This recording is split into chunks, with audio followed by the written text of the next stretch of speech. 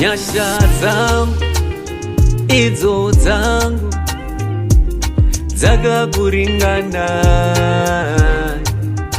nyasha zangu idzo dzangu dzakakuringana,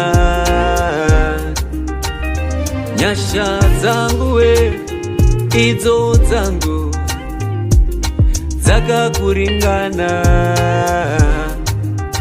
nyasha zangu idzo dzangu dzakakuringana. Ndinawo munzwa munyama yangu urimo, ndati ndinawo munzwa munyama yangu urimo. Kuyuwira ndoyuwira mai, ndachema ndibviseiwo Mwari.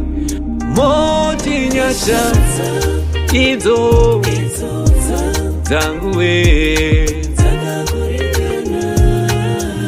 Mwari, moti nyasha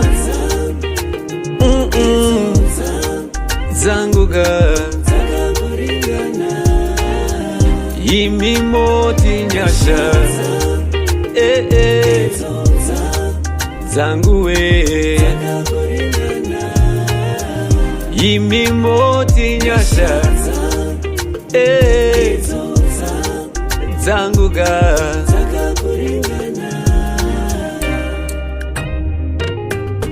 ndibatsirei Mwari, ndikunamatei uripo, zviro kwazva unganditadzise, ndizadzise chinangwa chekurarama dzangu ga Mwari, moti nyasha dzangu idzo dzangu ga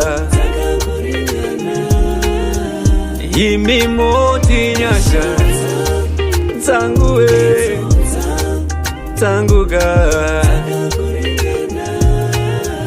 imi, moti nyasha dzangu dzangu we zvamakandinyengeterera kare pandinopepetwa paya, ndisimuke ndisimbise vamwe